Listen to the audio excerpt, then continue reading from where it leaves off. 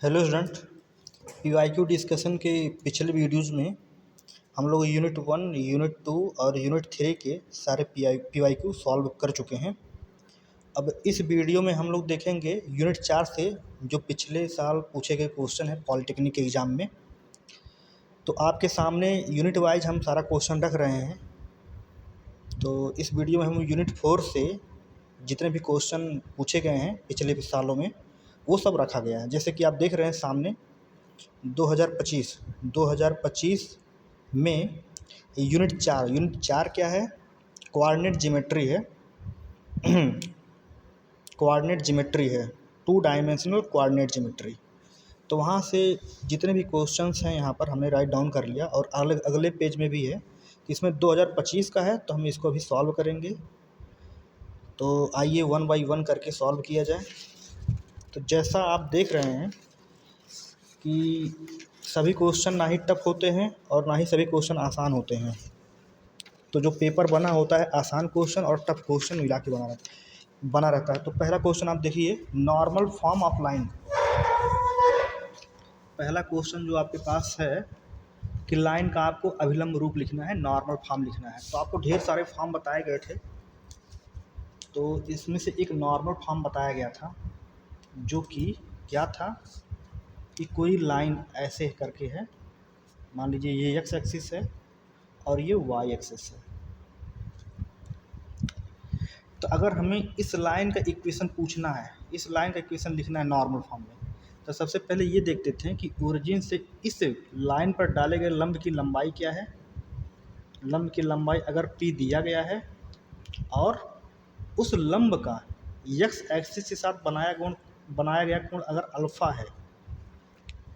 ध्यान दीजिए, जिस लाइन का इक्वेशन यहाँ लिखा जाता है उस लाइन पर मूल बिंदु, जो कि क्या है यहाँ पर मूल बिंदु है, मूल बिंदु से उस लाइन पर डाले गए लंब की लंबाई p और उस लंब द्वारा x एक्सिस के साथ बनाया गया कोण अल्फ़ा है। तो इस लाइन का इक्वेशन स्टूडेंट क्या हो जाता है, x cos alpha plus y sine alpha is equal to p हो जाता है। इसे हम लोग क्या कहते हैं, नॉर्मल फॉर्म कहते हैं। नॉर्मल फॉर्म ऑफ लाइन क्या कहते हैं इसको, normal form of line. Hindi में क्या कहते हैं, रेखा का अभिलंब रूप।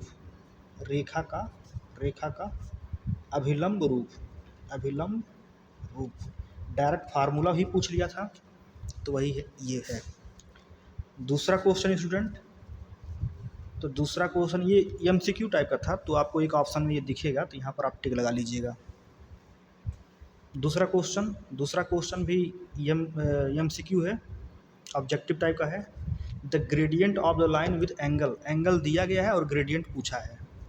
तो 3π/4 एंगल दिया गया है। एंगल क्या दिया गया है, अल्फ़ा इज इक्वल टू 3π/4 दिया गया है। तो स्टूडेंट ग्रेडियंट क्या होता है, उसी अल्फ़ा का टेंजेंट होता है, टेन अल्फ़ा है कि नहीं, टेन अल्फ़ा ग्रेडियंट होता है, ठीक है ना। तो ग्रेडियंट क्या होता है, ढाल क्या होता है, यम। ग्रेडियंट यम होता है जिसका वैल्यू टेन अल्फ़ा होता है। तो उस एंगल का आप क्या लीजिए, टेंजेंट ले लीजिए 3π/4। 3π/4 का मतलब क्या होता है, 135 डिग्री। 3π/4 का मतलब 135 डिग्री। 135 डिग्री। तो 135 डिग्री का डायरेक्ट वैल्यू हम जानते हैं -1 होता है, लेकिन अगर जो नहीं जानते हैं तो इसको आप तोड़ लीजिएगा 90 + 45 में। अब आप जानते हैं 90 + 45 मतलब दूसरा चतुर्थांश। दूसरे चतुर्थांश में tan नेगेटिव होता है और 90 डिग्री है तो tan cot में बदल जाएगा, तो 45 डिग्री हो जाएगा। तो -cot 45 डिग्री का cot 45 डिग्री का वैल्यू 1 होता है, तो -1 इसका आंसर हो जाएगा। तो -1 जहाँ भी दिखे आप टिक लगा दीजिएगा। तो दूसरा क्वेश्चन हो गया। तीसरा क्वेश्चन स्टूडेंट, आइए तीसरा क्वेश्चन पे। तीसरा क्वेश्चन आप देख रहे हैं, मैं हिंदी में लिखा हूँ। रेखाएं 2x + 3y = 8 और 5x + 4y = 13 के प्रतिच्छेदन बिंदु ज्ञात करें। मतलब जैसे यहाँ पर बता रहा हूँ मैं, एक लाइन जैसे ये हो गया, मान लीजिए क्या है, पहला line 2x + 3y, 2x + 3y = 8। और दूसरा लाइन ये हो गया जिसका समीकरण क्या दिया गया, 5x + 4y = 13। तो ये दो रेखाएं दिया गया होता है तो इसका प्रतिच्छेदन बिंदु क्या होता है? ये दोनों लाइन जहाँ पर मिलता है यही इसका प्रतिच्छेदन बिंदु होता है। इंग्लिश में इंटरसेक्शन पॉइंट बोला जाता है। तो यही पॉइंट आपसे पूछता है, सिलेबस में है आपके, और बहुत ही इम्पॉर्टेंट क्वेश्चन है, इसको आप टिक लगा लीजिएगा। दो लाइन का इक्वेशन दिया रहेगा और इंटरसेक्शन पॉइंट पूछेगा, बहुत ही इंपॉर्टेंट है, पूछ सकता है, क्वेश्चन बन सकता है। तो कैसे करेंगे स्टूडेंट, आइए ध्यान दीजिए। पहले मैं इक्वेशन लिख लेता हूँ। दी गई लाइन, दी गई रेखा क्या क्या है? 2x minus Y plus 3, 2x, यहाँ पर मैं गलत लिखा हूँ, 2x माइनस क्या है, नहीं तो पिछला प्रतिच्छेदन बिंदु, अच्छा ऊपर वाला है, 2x प्लस 3y बराबर 8। हाँ ठीक है, 2x प्लस 3y बराबर 8। मैं नीचे वाला पढ़ लिया था जिसका जो एंगल पूछा है, तो ये वाला क्वेश्चन नहीं, ऊपर वाला क्वेश्चन हम देख रहे थे, ठीक है ना। तो 2x प्लस 3y बराबर क्या है? 8 है। अब दूसरा लाइन क्या है? 5x प्लस 4y बराबर 13 है। ये दो रेखाएं यहाँ पर हो गया। क्या पूछा है? प्रतिच्छेदन बिंदु पूछा है, मतलब इंटरसेक्शन पॉइंट पूछा है।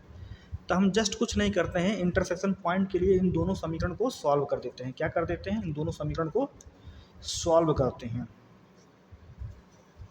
तो सॉल्व कैसे करेंगे स्टूडेंट, ज़रा ध्यान दीजिए। हम सॉल्व करने के कई मेथड होते हैं। एलिमिनेशन लगा सकते हैं, सब्स्टिट्यूशन लगा सकते हैं, है कि नहीं? तो लगाते हैं कोई एक। तो एलिमिनेशन में अधिकतर यूज करता हूँ, x या y के कोफिशिएंट इक्वल करके कैंसिल कर देता हूँ। तो चलो पहले y का मान निकाला जाए। तो पहले समीकरण नंबर 1 में 5 से गुणा करेंगे और समीकरण नंबर 2 में 2 से गुणा करके घटा देंगे। समीकरण नंबर 1 में 5 से गुणा करेंगे और समीकरण नंबर 2 में 2 से गुणा करके घटा देंगे तो क्या मिलेगा, ज़रा ध्यान दीजिए। 5 दूनी 10, 10x हो जाएगा। और यहाँ पे 5 से गुणा करेंगे तो 15y हो जाएगा। और यहाँ पर 5 से गुणा होगा तो 8 × 5 = 40 हो जाएगा। और दूसरे में हम 2 से गुणा कर रहे हैं तो 5 दूनी 10x ये हो जाएगा। और 2 चौको 8, ये 8y हो जाएगा। और 13 दूनी 26, ये 26 हो जाएगा। क्या कर रहे हैं हम लोग? घटा रहे हैं। तो 10x में से 10x खत्म हो जाएगा, 15y में से 8y जाएगा, क्या बचेगा? 7y। और 40 में से 26 जाएगा, 14 बचेगा। तो जब y का वैल्यू निकालेंगे तो 7 दूनी 14, 2 बार चला जाएगा, तो y का वैल्यू कितना आ गया? 2 आ गया। अब y का मान चाहे समीकरण नंबर 1 में रखें चाहे 2 में रखें, हमारा यस का मान निकल जाएगा। तो समीकरण 1 में ही रखा जाए। तो समीकरण 1 में रखने पर, तो समीकरण 1 क्या कह रहा है? 2x प्लस 3y, y के जगह पे 2 बराबर 8। समीकरण नंबर 1 में हमने y के जगह पे ये 2 रख दिया। तो 2x प्लस 6 बराबर 8। तो 2x बराबर 8, 6 उधर जाएगा तो -6 हो जाएगा। तो 2x बराबर 8 में से 6 जाएगा, कितना हो जाएगा? 2 हो जाएगा। तो x बराबर क्या हो जाएगा? 1 हो जाएगा। तो इंटरसेक्शन पॉइंट क्या मिला? तो इंटरसेक्शन पॉइंट कैसे लिखा जाता है? पहले यस का वैल्यू लिखा जाता है, उसके बाद वाई का वैल्यू लिखा जाता है। तो यस का वैल्यू कितना आया? 1। और वाई का वैल्यू कितना आया? 2 आया। तो ये हमारा आंसर हो गया इंटरसेक्शन पॉइंट। यहाँ पर लिख दे रहा हूँ मैं, इंटरसेक्शन पॉइंट। इंटरसेक्शन पॉइंट मतलब प्रतिच्छेदन बिंदु, ठीक है ना? प्रतिच्छेदन बिंदु। फिर से एक बार स्टूडेंट, जब भी इंटरसेक्शन पॉइंट पूछे, जब भी प्रतिच्छेदन बिंदु पूछे, इसका मतलब दोनों रेखाएं जहां पर मिल रही हैं वो पॉइंट पूछ रहा है। तो हम दोनों रेखाओं को सॉल्व करेंगे, दोनों रेखाओं को सॉल्व करके x और y का वैल्यू निकालेंगे। तो x और y वैल्यू 1 और 2 आया है, तो यही हमारा आंसर हो जाएगा। ठीक है स्टूडेंट, अगले क्वेश्चन पे चला जाए। मैं ब्राइटनेस बढ़ा दे रहा हूँ इसका।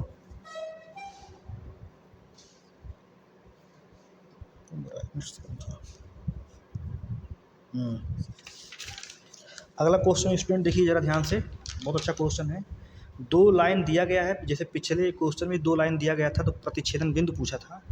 इस बार भी 2 लाइन दिया गया है तो उनके बीच एंगल पूछा है, कोण पूछा है कि रेखाएं 2x माइनस वाई प्लस 3 बराबर 0 और रेखाएं x माइनस 3y प्लस 1 बराबर 0 के बीच बना कोण ज्ञात कीजिए। तो जैसे यहीं पर स्टूडेंट जब 2 लाइन एक दूसरे को इंटरसेक्ट करते हैं तो यहाँ पर एंगल बनता है कि नहीं? एंगल बना है यहाँ पर, तो वही एंगल कभी कभी पूछ लेता है। जिसमें दो चीज़ पूछेगा, या तो इंटरसेक्शन पॉइंट पूछेगा या तो एंगल पूछेगा। तो मुझे लगता है कोई एक क्वेश्चन बनना ही बनना है, दो लाइन दे देगा, या तो इंटरसेक्शन पॉइंट पूछेगा या तो इनके बीच एंगल पूछेगा। तो आप लोग बड़ा ध्यान से एक काम कीजिएगा, ये दोनों क्वेश्चन आप लगा लीजिएगा। तो एक क्वेश्चन जो इंटरसेक्शन पॉइंट निकालने वाला और दूसरा जो एंगल निकालने वाला है दो लाइन के बीच में। और ये दोनों क्वेश्चन पर ढेर सारे क्वेश्चन क्लास में करवाए गए हैं, और यहाँ पर भी एक एक क्वेश्चन जो PYQ में पूछे गए हैं करवा दे रहे हैं। तो पॉइंट तो निकल गया, अब एंगल निकाला जाए अगले क्वेश्चन का। तो सॉल्यूशन क्या है, रेखाएं 2x - y + 3 = 0 पहला रेखा, और दूसरा रेखा x - 3y + 1 = 0। तो कैसे इनके बीच एंगल निकलता है स्टूडेंट? हम जानते हैं अगर दो लाइनों का स्लोप पता हो तो उनके बीच एंगल निकाला जा सकता है, उनके बीच एंगल निकाला जा सकता है। तो सबसे पहले हम क्या करेंगे, इन दोनों लाइनों का स्लोप निकालेंगे। तो स्लोप निकाला जाए, तो स्लोप निकालने के लिए पहले स्लोप इंटरसेप्ट फॉर्म में लिखा जाए। तो स्लोप इंटरसेप्ट फॉर्म में इक्वेशन नंबर 1 को लिखेंगे तो y बराबर हो जाएगा 2x + 3। तो यहाँ से देखिए मैं लाइन का जनरल इक्वेशन लिख रहा हूँ, जैसे y बराबर mx + c होता है, तो जहाँ m क्या होता है, लाइन का स्लोप होता है। तो इसी से कंपेयर कर देंगे समीकरण नंबर, इसको मैं 1 2 मान ही लिया हूँ, तो समीकरण नंबर 3 मान लीजिए। तो इसको जब समीकरण नंबर 3 से तुलना करेंगे तो पहले लाइन का जो स्लोप आ रहा है वो 2 आ रहा है, क्योंकि m की जगह पे 2 है, तो पहले लाइन का स्लोप 2 आ रहा है। तो पहला लाइन है तो इसे मैं m1 लिख दे रहा हूँ, यानी पहले लाइन का स्लोप मैं m1 से रिप्रेजेंट कर रहा हूँ, जिसका वैल्यू 2 आ गया। दूसरे लाइन को इंटरसेप्ट स्लोप फॉर्म में लिखा जाए तो ये हो जाएगा आपका 3y = x + 1, अभी भी नहीं हुआ, तो y बराबर 3 से डिवाइड कर देंगे, तो 1/3 x + 1/3। तो जब इसको 3 से कंपेयर करेंगे स्टूडेंट, तो यहाँ पर m की जगह क्या आया, 1/3 आया। तो दूसरे लाइन का जो स्लोप आया, इसको मैं अगर m2 से रिप्रेजेंट करूँ तो m2 की वैल्यू क्या आ रहा है, 1/3 आ रहा है। जो यश का गुणांक होता है वही हमारा लाइन का स्लोप होता है। जैसे यहाँ यश गुणांक 2 था तो लाइन का स्लोप क्या हो गया, 2 हो गया। यहाँ यश गुणांक 1/3 है तो लाइन का स्लोप क्या हो गया, ये 1/3 हो गया। तो जब दोनों लाइनों का स्लोप निकल गया तो एंगल ईजिली निकल जाता है बाय यूजिंग फार्मूला। कौन सा फार्मूला स्टूडेंट, ध्यान दीजिए। तो यहाँ फार्मूला है, formula for finding angle, formula for finding angle, angle निकालने का formula, angle between two line, between two line क्या होता है, tan थीटा m2 - m1 अपान 1 + m1 × m2। तो यहाँ पर वैल्यू रखा जाए, तो यहाँ पर वैल्यू रखा जाए तो m2 की वैल्यू क्या है, 1/3 है, और m1 का वैल्यू क्या है, 2 है। तो 1 + 1/3 × 2, इसी को सॉल्व करेंगे तो एंगल निकल जाएगा हमारा। तो tan थीटा बराबर हो जाएगा 1 - 3 दूनी 6 हो जाएगा यहाँ पर, और यहाँ पर देखिए 3 + 2, 3 प्लस यहाँ मल्टीप्लाई हुआ इसमें जुड़ जाएगा 3 है कि नहीं, तो 3 से 3 कट जाएगा, तो ये आ जाएगा आपका tan थीटा बराबर 6 में से 1 गया, -5/3 तो 5 हो गया। तो tan थीटा बराबर क्या हो जाएगा, mod -1, तो tan थीटा बराबर क्या हो जाएगा, mod 1 हो जाएगा, मतलब tan 45 डिग्री आ रहा है। 1 का वैल्यू क्या होता है, tan 45 डिग्री, तो थीटा बराबर क्या हो जाएगा, 45 डिग्री। अतः इन दोनों लाइनों के बीच जो एंगल बन रहा है वो 45 डिग्री का एंगल बन रहा है। कैसे निकाल लेंगे, ये फार्मूला लगा करके। फार्मूले में क्या है, दोनों लाइनों का स्लोप दिया गया है, तो इसमें यही बात था स्टूडेंट, सबसे पहले दोनों लाइन का हम स्लोप निकालेंगे। जब दोनों लाइन का स्लोप निकल जाएगा तब हम फार्मूले में रखेंगे, ये हमारा फार्मूला है, दो लाइनों के बीच एंगल निकालने का, ये हमारा क्या है, फार्मूला है। अब स्लोप कैसे निकालेंगे बताया गया है आपको कि पहले हम इस फॉर्म में बदलेंगे, y बराबर mx + c में बदलेंगे, तो यस का जो गुणांक होगा वही हमारा लाइन का स्लोप हो जाएगा। तो जब स्लोप निकल गया फार्मूले में रख दिया, कैलकुलेशन कर दिया, देख रहे हैं 1 आ गया, 1 tan 45 डिग्री का वैल्यू होता है, तो थीटा बराबर 45 डिग्री हो गया। अगला क्वेश्चन देखा जाए। अगला क्वेश्चन स्टूडेंट ये है, के का मान ज्ञात करें यदि बिंदु 1 1 2 3 और 4 के संरेख है। ठीक है ना। तो संरेख होने का एक प्रतिबंध होता है, वहाँ से डायरेक्ट हम वैल्यू निकाल लेंगे, कंडीशन होता है। ठीक है ना। तो संरेख होने का प्रतिबंध मैं पहले लिख दे रहा हूँ, 5वां का सॉल्यूशन। ठीक है ना।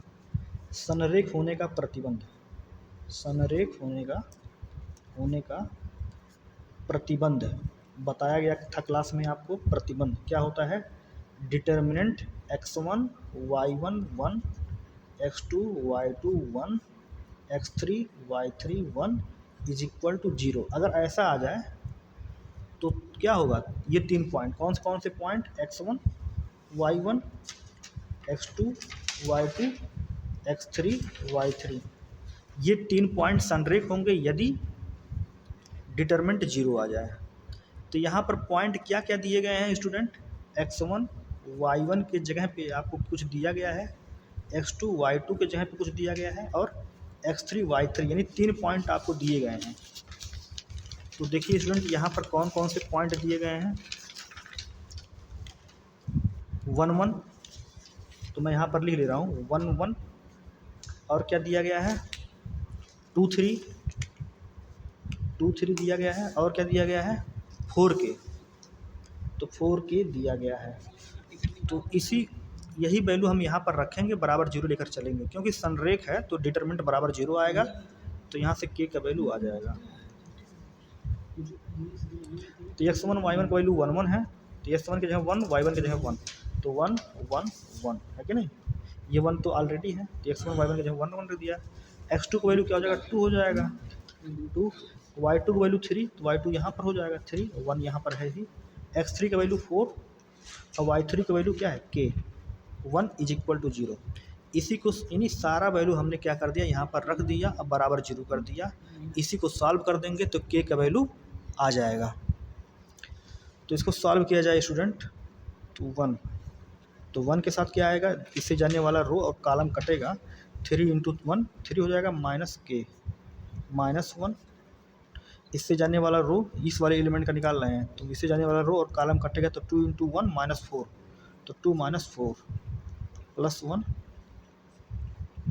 तो इस वाले 1 का इससे जाने वाला रो और कॉलम कटेगा, 2k - 4 × 12, तो 2k - 12 बराबर 0। सिंप्लीफाई करेंगे तो k का वैल्यू यहाँ से निकल जाएगा, तो ये हो जाएगा 3 - k, 2 में से 4 गया -2 × -1 क्या हो जाएगा +2, तो +2, और ये हो जाएगा 2k - 12, 2k - 12 बराबर 0। 3 2 5, अब 12 में से 5 गया तो कितना बचेगा -7, -12 है ना, 3 2 5 +2k -k, तब सिंपली +k बराबर 0। तो यहाँ से k का वैल्यू निकालेंगे तो k का वैल्यू कितना आ गया 7 आ गया। तो यही हमसे पूछा था कि अगर ये तीनों बिंदु क्या है संरेख हैं तो k का वैल्यू निकालिए, तो k का वैल्यू 7 आ गया, तो यही हमारा आंसर हो गया। तो 5 क्वेश्चन स्टूडेंट हो गया इस वीडियो में, और मैं वीडियो ज़्यादा लेंथी नहीं बनाता हूँ, 5 क्वेश्चन का वीडियो बनाता हूँ मैं, तो ज़्यादा लेंथी वीडियो नहीं रहता है। तो 5 क्वेश्चन हो गया, और अभी मैं यहीं पर स्टॉप करता हूँ। तो अगला क्वेश्चन अगले वीडियो में। तो स्टूडेंट सॉल्यूशन आपको कैसा लगा कमेंट करके बताइए, लाइक कीजिए, सब्सक्राइब कीजिए।